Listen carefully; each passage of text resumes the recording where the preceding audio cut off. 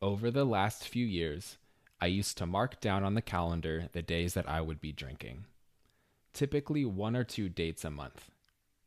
It would always be on a Friday or Saturday, usually surrounding a party, or a night I'd figured it would be good to go out on. I would look forward to the date eagerly, and I'd make sure not to make any plans for the day after, knowing I'd be hungover and therefore bedridden. When the big day arrived, it would be on my mind the whole day. I just couldn't wait to finish up at work, get home, get a quick nap, shower up, grab a bite to eat, and finally, crack open the rum.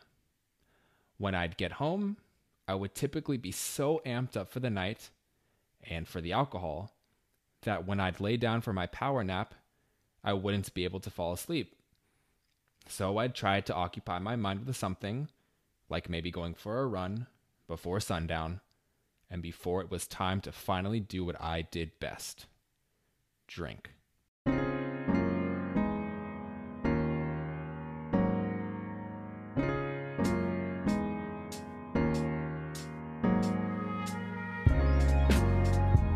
Welcome to Stone Cold Moderation, a thinking man's journey toward a healthier relationship with alcohol. I'm your host, Chase Lee. Let's continue with our story.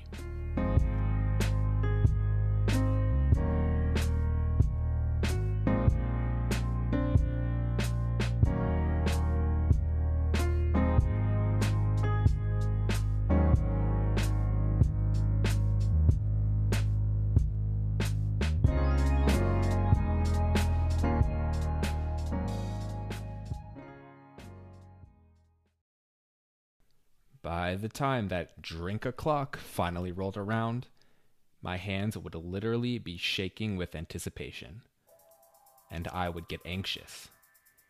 If my friends were late in arriving at my place for the pregame, I'd get impatient. I didn't want to start without them, but how dare they make me wait for my first rum on the rocks? If I received a text message saying that they had suddenly decided they wanted to go to bar B first instead of bar A, I'd get pissed. Why the fuck are they changing plans at the last minute? If it started to drizzle outside, fuck that. This is my night out. I'll be damned if anyone or anything puts me off course. I needed to get drunk, and I needed it to go exactly as planned. So, I'd normally take the liberty of starting early. Don't mind if I do, I'd say to myself, and by the time I'd see another human face, I'd be several rums deep and drunk. And the rest, as they say, would be history. It was all about the alcohol. My entire social life, really. Before making any plans with anyone, I would ask myself, will I be drinking for this? If the answer was yes, I'd ask myself, can I afford to drink that day, knowing I'd be hungover for days after? If the answer was no, do I even want to go to that since there's no alcohol involved? Could be lame. It was all about the alcohol. It's not like I was incapable of having fun sober. I certainly was, and I certainly did. And I normally enjoy the company of others, whether sober or intoxicated. But alcohol was always a determining factor in what I decided to do or not do. It was always the first thing that came to mind before making any plans. And secretly, I always did want to drink. Let's not sit here and act like I regret all of my drunkenness. I think I've made it abundantly clear on this podcast that I've had many amazing moments while on the piss. As Australians say. They do say that, right? And I don't regret that at all. But I do regret letting alcohol dictate my life in so many ways. And I do regret how it actually prevented me from spending more time with my friends, and how when I was with them, my attention was divided between them and the booze. I do regret that. And, as we know, my consumption eventually became my undoing, crippling me in every facet of life. It was all about the alcohol. It isn't anymore.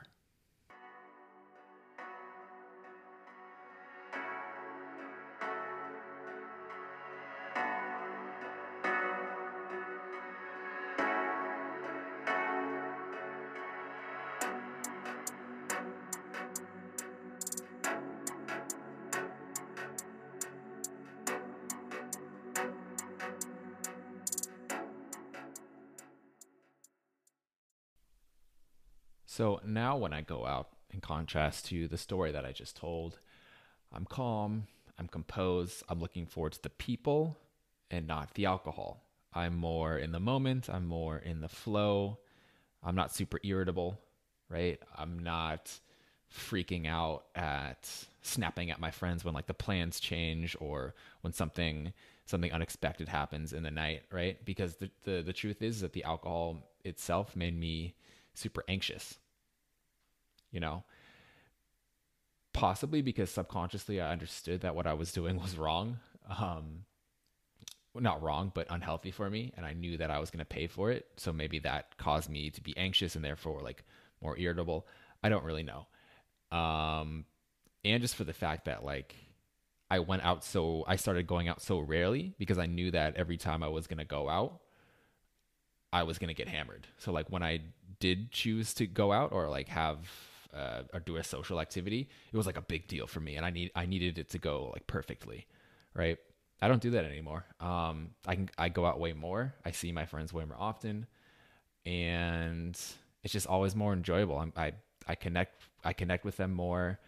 I'm just so much more calm. I'm more spontaneous too because I'm just calm. I'm in the flow of the moment. I'm not worried about stuff that I shouldn't be worried about when you're hanging out with your friends. So the question of how do you know if you have a problem?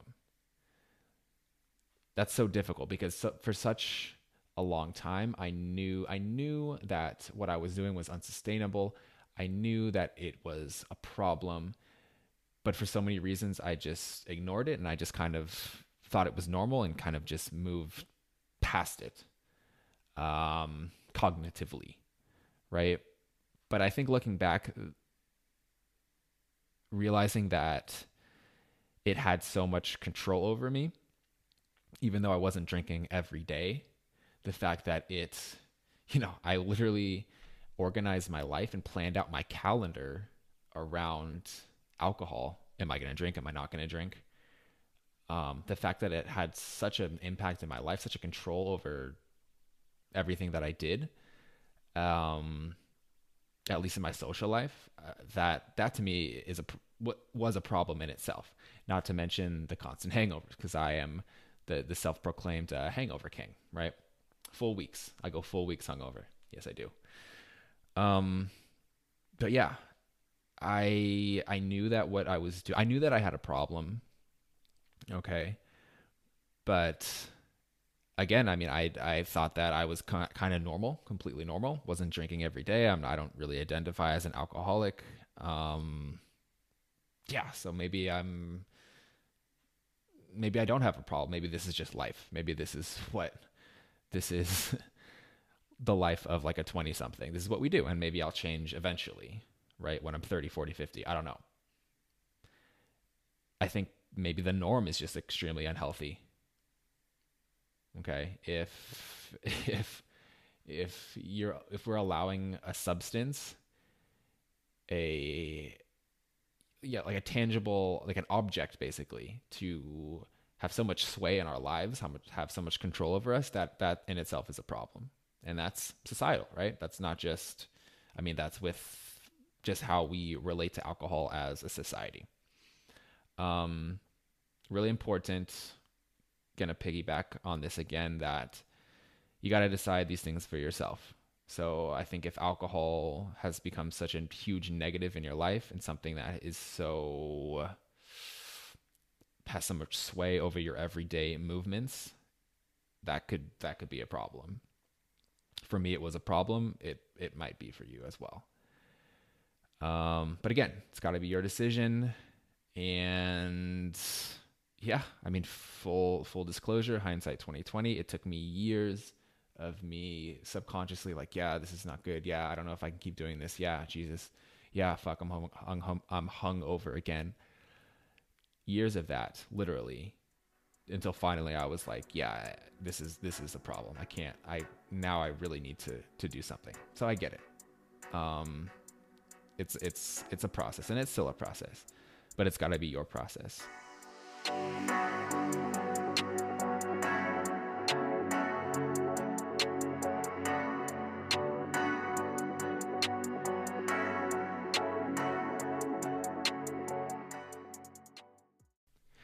All right, moving right along here. For this episode, I have an extremely special guest, actually a pair of guests. They are Annie and Bianka from the podcast We Want to Be Better. They hail from Melbourne, Australia, which is a very nice place. I've been.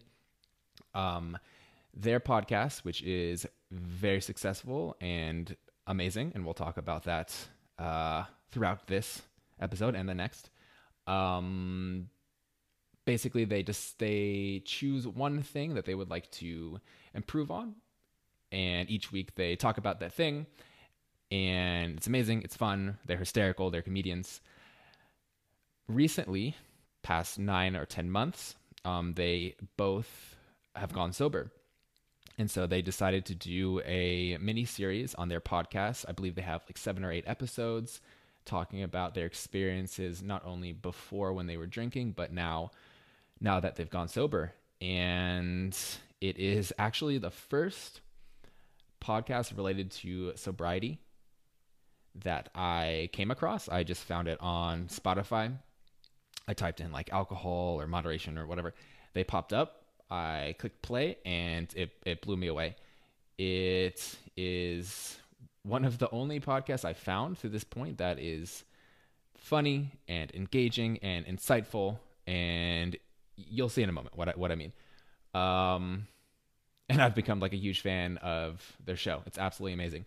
So I hit them up, I emailed them, and I invited them to come on to my show, and they were gracious enough to say yes. And I was really full disclosure, really surprised that they agreed to come on my show, because they have over 100. I think they just passed 100 episodes, right? And I'm only on episode 6, and they're crushing it. Their show is fantastic. We talked for an hour and over an hour, right? So I split up their interview into 2 parts. So the first part you'll hear on this episode, talking about when is it time to make a change, and the second part of the interview with them, I'm saving for the next episode. So I'm sorry that I'm talking so much. I'm tired of hearing myself talk. Let's get to the interview. This is Annie and Bianka from We Want to Be Better. All right. You guys ready to get down to the nitty gritty? Yes. Excellent. Okay. So for our listeners, my listeners who don't know you guys yet, do you want to just take a minute to talk about who you are, what you do, and what's your podcast, and what prompted the alcohol miniseries? Right. Yeah. So I'm Annie. And I'm Bianca. And we have a podcast called We Want to Be Better. Key word is want to be better. We don't always succeed. Absolutely. And we basically just, our tagline is we're pretty fabulous already, but we could always be better. And so we sort of try to upskill and self-improvement. While laughing at ourselves on the way. It's very much about connecting through the realization that we're all human and have flaws, and, having that vulnerability to open up and try and get better. Laughing at yourself makes it a lot easier, doesn't it? Yeah, laughing at you is great. But it's a comedy podcast. So, sometimes we'll talk about really ridiculous topics like how to sneak your cat into work. But then other times we'll talk about serious topics. And the alcohol mini series was definitely more of the serious side, I would say. Yes. But I definitely had a drinking problem and managed to overcome that. And I think we just had to talk about it and give it the credence it deserved. Definitely. So we did an entire season on it, season 9. And it was certainly based around both our individual. Sorry, I have a cat here. We love cats. It was it was based around our own individual experiences, but also how our friendship got through it and being able to bounce ideas and reflect with each other. But also, on top of all that, we got experts in to help give us some guidance and some facts, because we like some facts. Because we have an experience, but we wanted to see what others' experiences were. And, I mean, it's everyone's dream to see if they can actually help other people through the podcast, which we have been able to do. Yeah, for sure. I mean, it's crazy. People will listen to the podcast and then say, oh, so I'm sober now. And you're like, wow, that's crazy that you have like managed to stop. I can't believe you listened to us to a hot mess. And then decide to give up alcohol. And yeah, that's been amazing. So yeah, it's been a really great experience. Just for me to give my 2 cents, it is one of the only like alcohol related podcasts that I've been able to relate to. That's engaging, funny, insightful, all of those things. And like as a millennial, there's not a lot of these conversations happening like at all, even between like friends and stuff. So I just wanted to thank you guys because the podcast is amazing. I've listened to it twice. Oh my God. Yeah. I haven't even I'm too triggered by it. I just can't go back there now. I've done it. It's done and I will never visit it again. Yeah, that's it. Yeah. But it's fantastic. So everybody who's listening to this has to listen to that. And now like I'm listening to the show regularly. So I just listened to the episode about being insanely jealous because I'm like irrationally jealous. So yeah. Yeah. I'm terribly jealous. And ironically, I don't get jealous over people drinking, which I always would be. Like if I wasn't drinking and someone else was drinking, I would have to drink at home just because I'm like jealous that everyone's out and I'm not. And I don't get irrationally jealous over that now. So I'm getting better on so many fronts, guys. Our podcast is actually working. Only took 9 seasons to make it successful in actually succeeding at something. But yeah, no, it's good. No, but it actually is amazing. So thank you guys for that again. Thank you. I wanted to give you guys a chance to tell your story a little bit more. So question for Bianca. I guess you just said you didn't want to revisit the podcast, but I'm going to kind of make you. I'm going to force you to. No, I understand. Absolutely. I meant I won't listen to it again. That's all. Yeah. I hear you. But in the first episode, you talk about how being like a party girl was this important part of like your self-image at that time. You kind of cultivated this persona for yourself. I really identified with that because in university and like on through my 20s, I kind of tried to do the same thing. It was really important to like kind of my self-image at this time, and alcohol was a big part of that. So how difficult was it for you to kind of like shed that part of your personality? And looking back now, like how do you feel about all of it? Yeah, I think it was. That's an interesting question. I know that you did send them ahead of time, and I had in my head what I was going to say. Yeah, no, I it's funny because I didn't really shed the party girl thing. I thought that alcohol was what gave me my confidence and made me funny and made me fun, and that this party girl thing was that, but they're actually very separate things. So the fun part is me. That's actually just who I am. So I wasn't losing the fun side of myself, but the sloppy, messy, like word vomit bitch, that girl had to go. And that was not a hard thing at all. So coming to terms with the fact that actually the reason why I have that I'm actually fun on my own was really empowering. So the party girl thing, I had thought I needed alcohol to be that fun girl, and that I thought being the party girl was being fun. But actually, when I started realizing how miserable I was, I really got upset thinking that I had to say goodbye to that party girl because I thought she was what made me fun. But that's not the case at all. Yeah. And that's a big thing that I'm saying to people, because, you know, a lot of people, especially our age, think that if I quit drinking, I'm no longer going to be fun. I can't go out. My friends are going to think I'm so boring. But I've kind of found that you can do like the exact same stuff, just sober. right? And Yeah. Yeah. It's what our parents used to tell us when we were young. Remember when you were like a teenager and your parents would try and tell you, oh, you don't need drinking to be fun. You can still have fun without drinking. Don't be like all your other friends and peer pressure.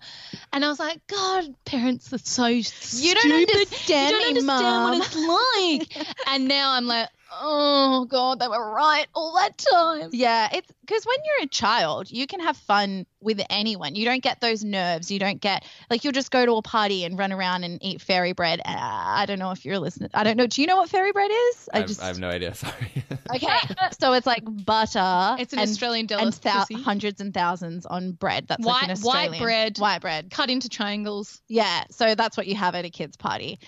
Like sprinkles. Yeah, sprinkles on fairy bread. With butter. So you would just run around and have fun. And then when you get older, you get, nervous because you're worried, oh, am I going to say the wrong thing? Or what are people going to think of me? And then you start turning to alcohol and you are using alcohol to have a few drinks before you go out to loosen up. And you start combining the social aspect of and having fun with alcohol, and you think that they're interchangeable, but they're absolutely not. The fun part, you can get back to being a child and just having fun with people without alcohol. You just forget that existed. You forget that you used to have fun without alcohol. And when you finally remember it as an adult, it is just so much more fun because authentic fun happens when you're being yourself. And it is a sad thing that does happen to adults. They say that the reason that children, for example, are able to learn a language more easily is not because necessarily their brains are sponges, but the fact that they're happy to make mistakes and they rebound quicker and they don't care about judgment or not picking it up straight away. And that same type of thing is why so many people end up drinking, is the fear of what other people think of them or just trying to fit in socially, when really we should just be finding who we are and feeling confident within ourselves. Like it takes more work to do it that way. You think that it's the cheats way to drink and, sidestep that emotion, but actually it just makes it a lot worse because you wake up the next day and you're questioning yourself. You're delaying all those feelings just for like the next day. And also you're probably more depressed and unable to deal with those emotions. Yeah, for sure. Yeah. That's crazy that you just said that, Annie, though, a couple of minutes ago, that we just didn't listen to our parents at all. My mom, when she hears this episode, she's going to love that. That's totally true. We just did not care about what they said. They were totally right. They were completely right. I know, like as a teenager or even as a child, you think that everything you're experiencing is like the first time anyone's experienced it, and you forget that your parents lived a whole life before they had you. So you're like, no, Mom, you don't understand. Like everyone's going to think I'm a loser, but no, she's been through it. No, your mom's been around. She's been around. Yeah, that is some wisdom. That is some wisdom right there. So Annie, you mentioned that in your adolescence, drinking kind of made you feel cool, more at ease socially. You called yourself frigid as fuck back in the day. I was a little bit. Does that also translate over? Yeah. Is that an American way of saying frigid? No, but I got it. Okay.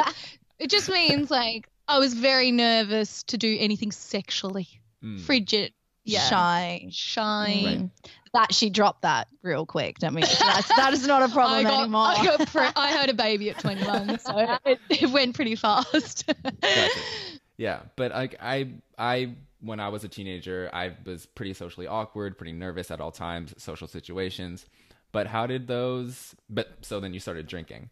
How did those bad habits that you kind of generated as an adolescent then continue into adulthood? Yeah, for sure. I feel like I was confident as a person. It was mostly that I was that frigid as fuck, and I drank because at a party I wouldn't have the guts to kiss someone or keep up with other people of my age group. So it was definitely influenced in that way. In terms of how it's kept creeping into adulthood, was just that it was normalized. There's like a certain immaturity around alcohol. Like it's super funny to get drunk. It's amusing to get drunk. It's not amusing to have any other form of substance, say heroin or a gambling issue or any of those other things. They're not funny. No one laughs like they do with alcohol. And so I would say that my relationship with alcohol actually stayed quite the same up into my adulthood, because there was still that immaturity. Still at 30 years old, so many people laugh at people getting drunk. And that's the way that I saw it. It was so normalized. And I thought that if I stepped out of alcohol, then I wasn't the normal one, that normal people can cope with alcohol. But actually, it's not true. It's society that's quite sick. It's society that's been drinking and laughing it off. I don't want to be a part of that. So that was like really hard to comprehend when I finally did, a month later than Bianca. Bianca quit first. And I think it was very different for me and Bianca, because Bianca clearly had a problem. And that was something that everyone talked about. And it didn't manifest its way into my life like it did Bianca's. I still would be able to drink, and I didn't make a fool of myself and all of those things. No offense, my darling. Yeah. I mean... I don't want any examples. We don't need to give examples. They're all on our podcast. But like, it was very clear that like she had a problem, but I was normal. I'm normal. And so at 15, when I was drinking, I was normal. Everyone in my country hometown was doing the exact same thing, and I was normal. I was like everyone else. I was binge drinking on weekends underage, and that was normal. And then at 30 years old, I was still drinking and, you know, occasionally getting a bit fucked up and regretting it and stuff. But I'm told that that's normal. There's all these memes online and things that tell me that you have a hangover and that, you know, like it's funny. You make a TikTok when your friends are drunk. Like that's normal. So I felt that stepping away from it meant that I wasn't normal. But it was in fact the opposite. Plot twist.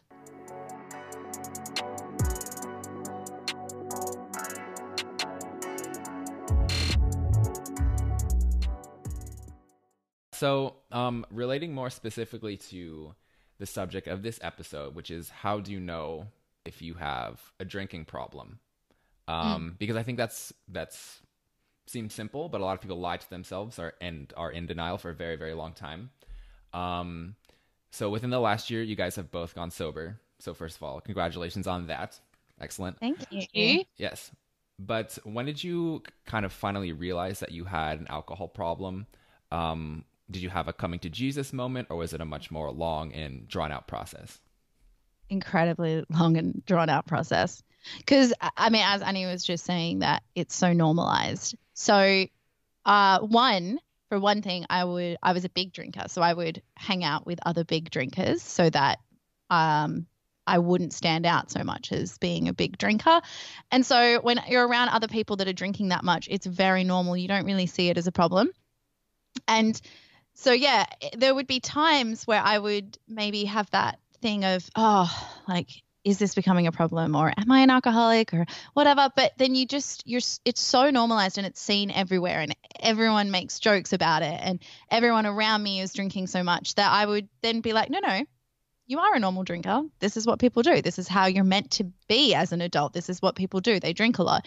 And I guess, yeah, you just sort of expect that at one point in your life, you'll become a moderate drinker, whatever the hell that is. Like, you know, I would hear about people going out for dinner and just having 2 glasses of wine and stopping. And I thought, oh, well, one day that will happen to me. Maybe, I guess, when I have kids, like maybe at some point it will get normal again. But for now, you know, I'm young and whatever, it's not a problem. It's not a problem. And it's not until, you know, I would always hide behind the thing of, well, I'm not an alcoholic because. So, you know, I'm not an alcoholic because I don't drink alone. But then you will drink alone. So you're like, well, I'm not an alcoholic because I don't drink in the morning.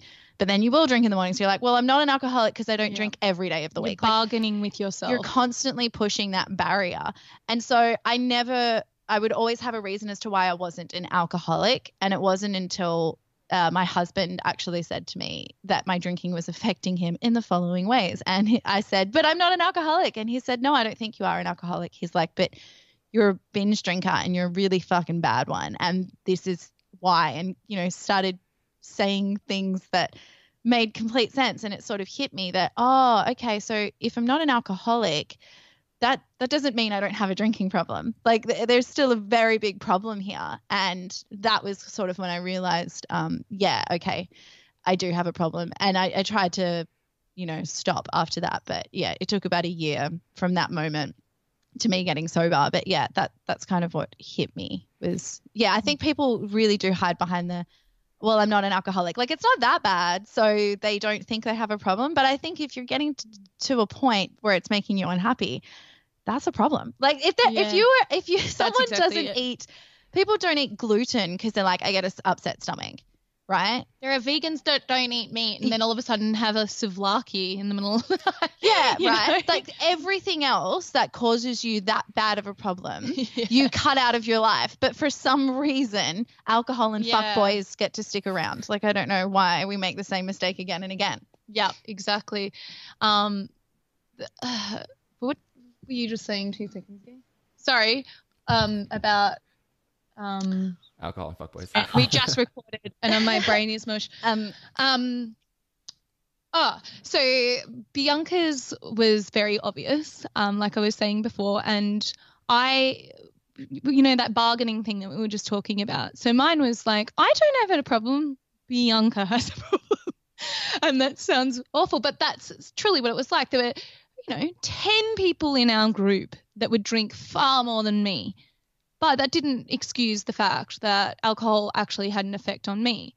I thought that, again, it was really normal to drink and that I'm not affected like they are. Like, they make these choices and I don't. But it was when Bianca quit drinking, and obviously I was very supportive of that, and I saw how great her life got, that I actually started reflecting on my own. I probably did have a little bit more of a coming to Jesus moment than she did. Mine was overnight. I drank a lot of alcohol. Bianca had gone to the same thing as me and left a little bit earlier because that's what smart, sober people do. There's like a point in the night where it just turns and you should go home, but you don't. Anyway, I stayed for that moment and I woke up the next day and I was chronically depressed. And I have a bit of a plethora of mental illnesses that I'm on medication. I see a therapist and I try and do all these other things. But how in the heck did I never think of the fact that I was putting a depressant into my body? I don't know why I never thought of that. And I didn't really put 2 and 2 together that when I drink, I get depressed. So it was a click for me overnight. And I couldn't do it anymore. And it was, lots of people have that moment where, in fact, so many people have that moment when they're like, I'm not doing it anymore. I can't. This is awful. I'm never drinking again. But that really did stick with me because I think I had my best friend there as an example of the life that I could live. And I thought I just challenged myself to see what life would be like without it. And it was just so good that I just could never go back. I think that in terms of my mental health, nothing has helped me quite like medication and going and just abstaining from alcohol. Nothing. And like I said, I didn't ever think that I had an alcohol problem at all. I was someone that only drank maybe on the weekends, very rarely at home, barely ever. But obviously it was just sticking with me so hardcore that it really affected who I was and my happiness. And I thought, I honestly don't care at this point if I'm not like everyone else or that I can't go to parties or whatever it is. I'm happy to just be happy and not go to those. Little did I know that I was still able to socialize with people. Oh, yeah, you forget. Yeah, you can go to parties. You can do everything. Yeah, I know. They don't. It's like you can go to the movies and you don't have to eat popcorn, right? Like, yeah, it's a part of going to the movies, but not all the time. You can still go and enjoy the movie without the popcorn. It's the same fucking thing with alcohol. But just like going to the movies and eating popcorn, say when you go to the after. Yeah, you get sick. And also maybe they're like crunching, you can't hear what the movie's saying. With alcohol, I go to a party now, I have a conversation with someone and I remember it. I actually engage deeply and better with people. It's more worthwhile to even bother going out in the first place. And I start the night looking hot and I stay hot. Yeah. Because something would happen a couple of years in and it was a reverse Cinderella moment. Yeah, I would bibbity bobbity fucking I'd be the fucking squash pumpkin, right? Like it was just so bad. Like I remember I would like go into the bathroom, and I would like big myself up because I have the confidence of fucking Lizzo. Like I think I'm amazing, and I would go into the bathroom and like point and like click at my fingers about how great I looked and how great I am, and then yeah, I would actually Reality really was look. warped. I would really look in the mirror and then be like, oh damn, no, girl, get out of here. That's terrible. That's what you look like. You need to go home. But yeah. Yeah. So why is it so hard, do you think, to finally accept the fact that you do have a drinking problem? Because I think on the podcast, you guys both express really well being conscious. I think I have a problem. I think I have a problem, but no, I'm okay. Being in denial. So why is it so difficult to just get to that point when you're like, okay, yeah, I have a problem. I need to do something. I think the problem is alcohol itself. It's like, as I said, like if you did have a problem with like gluten, you'd cut it out and be like, okay, I can't eat pizza or bread, but whatever. But the thing is with alcohol, like you might be like, yeah, this is an issue, but I can't actually live my life without it, right? Because you don't see that there's that option. So the problem is that it's this substance that you have tricked yourself into thinking you need. So there's no way you're going to want to give it up. You're just going to look for any possibility to be like, well, maybe it's just when I drink red wine actually that I get a bit crazy. So I just won't drink red wine, but like beer's fine. Or, you know, if I just drink water between, like it's never that the alcohol's the problem. It's never that you have a problem. It's just like, it has to be some other way that I can still do this. But also it's not all your fault. Like it is marketed at us aggressively and the information is not all there.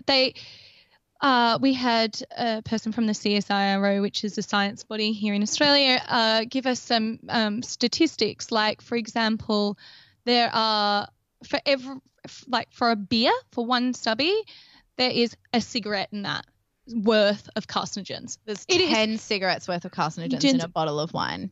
Yeah.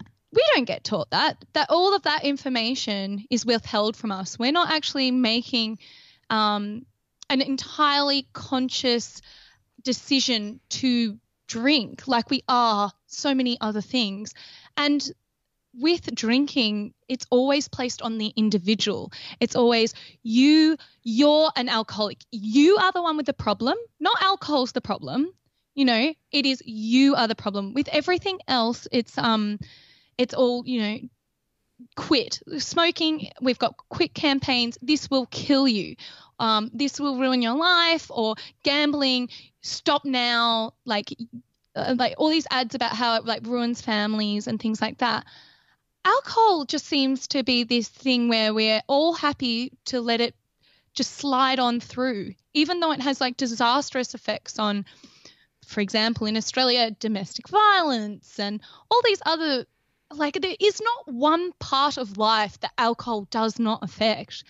And we're happy to just ignore it. We're happy to celebrate it at sporting events where every single occasion, it'd be a birthday, it'd be the first birthday of a baby or the baby shower of a baby to a funeral, alcohol is what is served. It's always alcohol. And if you have a dry event, people like don't understand. So it is so socially entwined. To try and step out of it, it actually does take a lot. But also it gives you a lot. If you are able to do it, it will give you a lot. But it's the fear. It's the fear of not wanting. Like I maybe thought I had a problem, but I was so fucking terrified to say it out loud. Because once I say it out loud, there's no fucking going back. Like I won't like, you know, you hear about alcoholics, like they can't even have rum cake because there's rum in it and that'll just put them right off the wagon. Like I don't want to be in that situation. So there's no way I'm going to admit I have a problem. There's no way I'm going to fucking bring it up. Just like ignore it, rationalize it in your brain, because the second that you say, oh, I have a problem with this, then you're going to have to be accountable. And I don't want to be a sad loser that has to sit at home. Because for me, the way that I'd seen sobriety was like you are boring and you don't get to go out and you're giving up the life that you know. That's fucking terrifying in any like that. Yeah, to me, sobriety was the people that were totally off the rails and nearly killed themselves. They were the people that were very, very boring and didn't know how to party, or they were religious folk. I know that sounds awful, but they were like, that's how I categorized it. I didn't think that they were just normal people that didn't really drink. Yeah, exactly. And I think like there's so many, like it's hard if you're in, say, a relationship that's not going well, it's hard to walk away from that because it's what you're used to. So even if you're like, this isn't working, but it's really fucking hard for me to leave because, you know, this is the only life I've known. It's hard to walk away from that. It's the fucking same thing with alcohol. It's so hard to walk away from something that the only way you know how to do socializing and just everything in your fucking life relates back to alcohol. So how are you supposed to walk away from that? It's so hard. It's tough. But it's also not. But yeah, sometimes it's like so easy. Actually, once you've made the decision, it's super easy and we're all here for you. Yeah. Yeah, no, surprisingly, yeah. I mean, once I made that decision, I was like, the light bulb went off. I was like, oh yeah, like this could work. And now looking at myself like 8 months ago or 9 months ago when I was pissing the bed, throwing up. Bianca, you had you had an interesting, observation. One of the stories when you throw up so hard that like the capillaries in your eyes like burst a little bit. That was me, like so bad, right? The first time that happened to me, I thought that like I was breaking. I was like, I need to go to the hospital, and I was like, oh my god, I got to go to hospital. And my boyfriend was like, what's going on? And I was like, look at my face. I was like, there's a rash. I was like, I think I might have meningococcal or something. Like something's happened. And he was like, oh, you've burst the capillaries in your face. And I was like, well, that isn't normal. Like we're not. You're saying it like it's so nonchalant. Like I've burst the fucking capillaries in my face because I vomited that hard. And he's like, ha ha, lay off the beers. Like, well, no fucking worries. It's terrifying. Do you know that in Australia, children leave out beer for Santa? Did you know that? Do they do that in America? No, we leave out. They leave out milk. Yeah, you leave out milk. We leave out milk cookies. and cookies. So we have this weird thing where we have on TV, don't drink and drive. Don't drink and drive.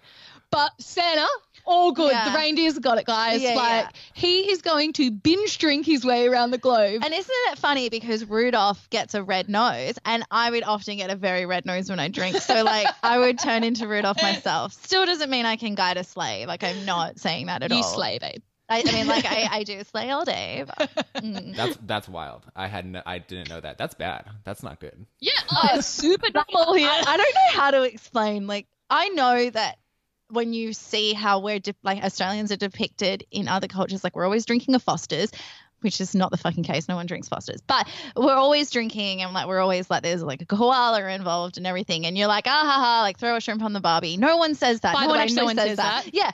But like the reality of the drinking is actually far fucking worse than what it's portrayed as. Yeah. Like everything else, you're like, no, that's not true. But like, yeah, the drinking part. Way worse. Yeah. The drinking way part, worse. it's really bad. I think we have similar drinking cultures. Like the drinking during the day, like the drinking like the day party kind of culture. I know that's kind of a thing in Australia. Yeah. Like I know that when I've like traveled and like stayed in hostels and whatnot, like the Americans and the Australians like flock to each other, obviously because of the language, but also because the drinking culture I think is pretty similar. Right. Yeah. Yeah. Because the drinking age in America is 21. And I used to be so like, that's irresponsible because it's better if you drink when you're like younger because you get it out of your system. Look at the Italians. They're so refined. Yeah, right. And I would just like, you know, because by the time that I was 21, I was over the club scene. Like I would still go out, but like clubbing wasn't for me. But I was like, oh, you know, if you're in America, when you turn 21, that's when you're going to start going clubbing. Like at least if you're 18, you get it out of your system while you're young and then you can start being an adult. And I thought that you would get over the drinking earlier, but it doesn't happen. Like you're just delaying it. Yeah. Like it never slows down. Yeah. So yeah. And like the drinking velocity too, like the drinking to get drunk, the games, you guys do like a beer bong. We've taken beer pong. Like that's such an American bongs though we have. Yeah, beer bongs. Not familiar with you know, it's like a funnel. Oh, I'm familiar with the beer pong. Okay, good. All right. No, I've not done that. You guys do the we shui. also, okay. Shui, yeah. That not all of us do that. I just want to point out. I mean, I would never. But we have so Australia is the one that made cask wine, right? You know, like a cask of wine. Yeah, and we call it a goon sack over here. Australia is also the one that made a clothesline. We invented the clothesline, right? And so there's this iconic thing where you take the cask wine out of the box and you peg the sack to the clothesline and you drink from it like like a little baby calf would swing it drink around. from its mother's udder. Yeah, you swing it around like you're playing spin the bottle, but it's like spin the goon sack, and whoever it lands on has to like score. And people say we don't have culture. Yeah. What's this? Yeah. We play slap the bag, which is like you get the same. We have it's called Franzia. It's like the, I don't know, like 5 liter like bag of wine.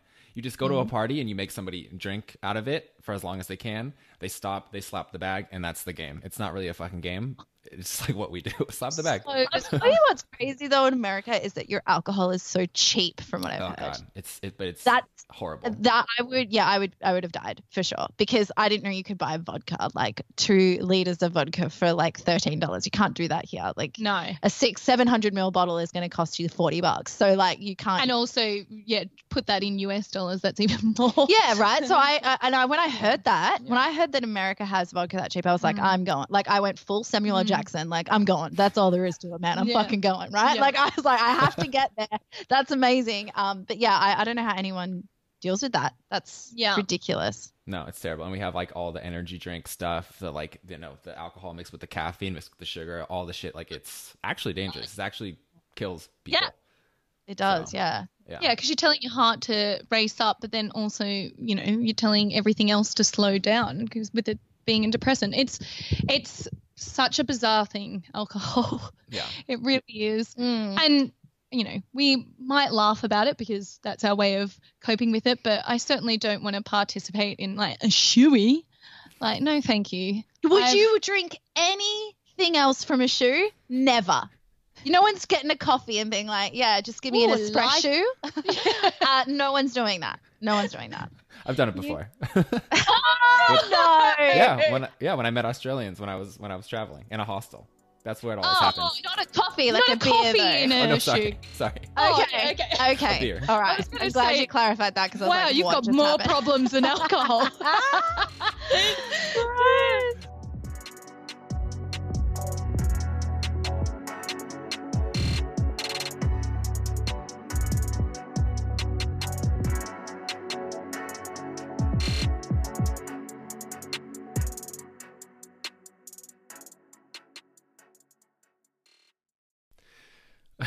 Oh my God, I love it. Amazing. It is just it's so difficult actually to like do an interview with 2 people who are that naturally funny and who are that in sync with each other. Like the whole time during that interview, like I'm trying not to just like crack up, and I mean I was cracking up, but I'm trying not to laugh because I don't, you know, you guys don't want to listen to my stupid like laugh in the microphone for 45 minutes. But yeah, they had me in absolute stitches. Amazing. Yeah, before we talk about that, please first check out their podcast anywhere you find your podcasts. It is called We Want to Be Better. I found them on Spotify, but they're also on iTunes, anywhere else you get your podcasts. Follow them on Instagram at We Want to Be Better, and on that page you will find their individual Instagrams. Bianca's at It's Bianca Bitch, and Annie is at Uncanny Annie Blog. So please check out their podcast. It's fantastic. Not just the miniseries on alcohol, but also everything that their entire body of work. It's fantastic. And follow them on Instagram. And please do me a favor. If you know of a similar podcast to theirs, like for millennials, super fun, super energetic, please let me know about it, because I'm constantly looking for other people to listen to and searching for new guests to have on my show. So yeah, hit me up if you have a recommendation. Wow. So much to say about, and again, that's just the first part of the interview, because like we started to sort of talk about how difficult it is to finally make a change, right? So the next episode of my podcast is going to be about that. So we're going to continue the second part of the interview. We kind of continue to talk about that, why it's so difficult to change. So next episode, we're going to have the second part of their interview.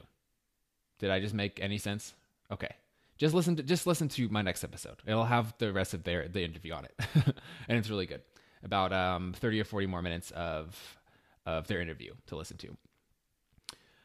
Yeah, a couple of reflections. First of all, Annie, when she brought up how, like, when we were teenagers, we totally ignored our parents when they were like, you don't need alcohol to drink, or excuse me, you don't need alcohol to have fun.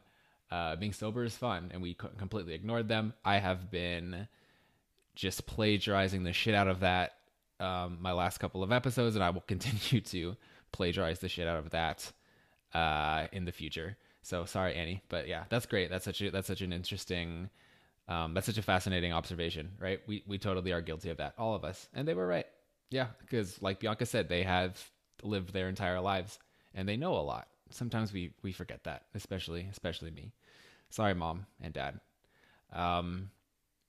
Yeah, and then another thing that really stuck out to me is when Bianca was talking about how when you're a kid, you just play, right? And you don't have to be, yeah, I mean, when you're 8 years old, you're not drinking, hopefully. You're just playing, and you're just free, and you're just enjoying life and having fun. And then somewhere along the way, we learn these terrible behaviors and habits, and we start to drink. And by the time we're adults, we cannot, feel free without the drink, and we can't dance and laugh and enjoy each other's company without alcohol. And that is exactly kind of what I was trying to talk about in my episode 3 when I was talking about why we drink. That is mechanization, right? Because of social conditioning, at some point you learn these behaviors, and you're basically mechanized to act a certain way and to do what you see other people doing, right? And it is so powerful and refreshing when you can kind of, as it relates to alcohol, stop drinking and demechanize and start to break those habits and get back to a place where you are kind of childlike again. And when you're kind of a kid and you're just yourself and you're sober and you're free, getting back to that is really, really, really, really powerful and really fun. And yeah, so it was really refreshing to hear Bianca say that, and just in general, it was super refreshing to have that conversation, and to know that I'm not the only one out there who is having these thoughts and thinking these things, and like I'm not just like alone shouting. What's the old analogy, like standing on like a crate in the middle of the street, like shouting, like stop drinking, drink less. Rule of 3, don't drink more than 3 drinks in a day, right? So it's great. It's great to hear. It's great to have a conversation with people who are kind of like-minded. Yeah, amazing.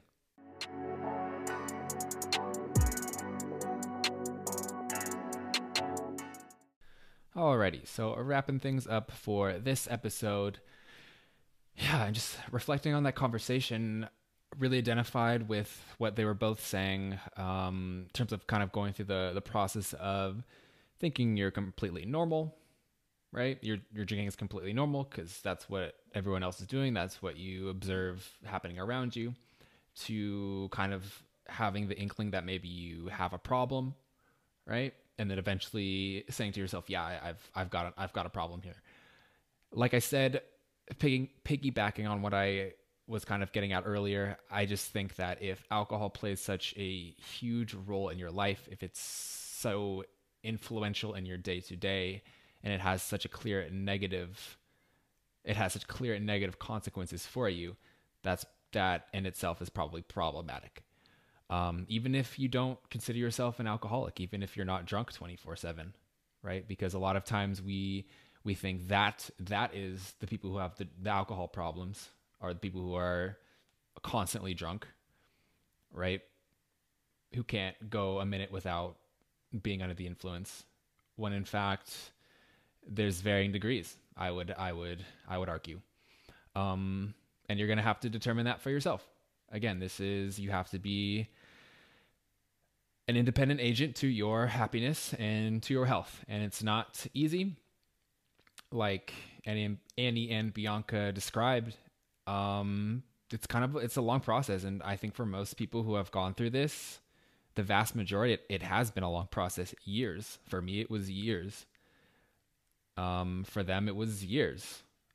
There are a lot more cases like that than people who are immediately, I think, just, at least that I've heard of, that people who are just like, oh, immediately turned off by alcohol and they never even want to try. A lot of us get caught in the trap. And again, you got to determine it for yourself and have these conversations with yourself. So the challenge for this episode is very simple. Okay. It'll take you like maybe 10 seconds. On a scale of 1 to 10, how influential is alcohol in your life? So I just want you to have the thought. How influential is it? Because I think sometimes it's helpful to quantify things, right? When you get just a simple base number to kind of look at it and say, yeah, there it is. For me, and I'm not gonna tell you, oh, okay, if your answer for this is a 5, then that means you have a serious problem and you need no. I'm not gonna tell you that. But this is just for personal reflection. To give you kind of a scale, for me, I would say back in my drinking days, generally I was probably around a 6 or a 7. I would say 7. Yeah, I would say 7, just because, again, it was so influential in my day-to-day decisions. It was something that was alcohol was constantly on my mind. Am I drinking? Am I not drinking? When am I drinking? What's going to happen? Right? So just because of that, yeah, 7. Interesting. Yeah, so that's the challenge. That's the challenge for this episode. Scale of 1 to 10. How influential is alcohol in your life?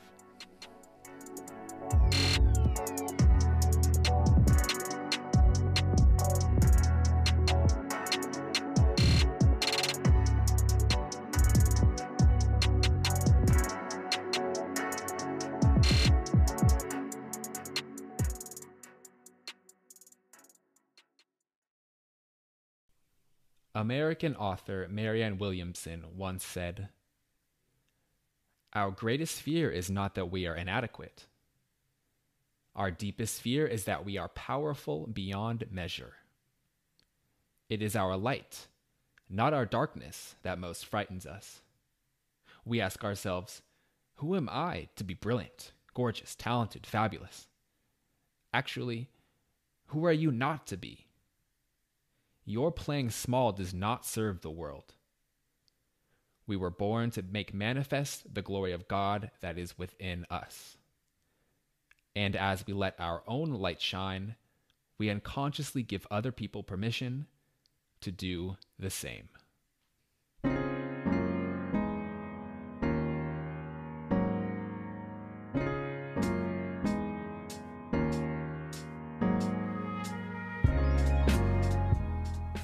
This has been the Stone Cold Moderation Podcast with Chase Lee.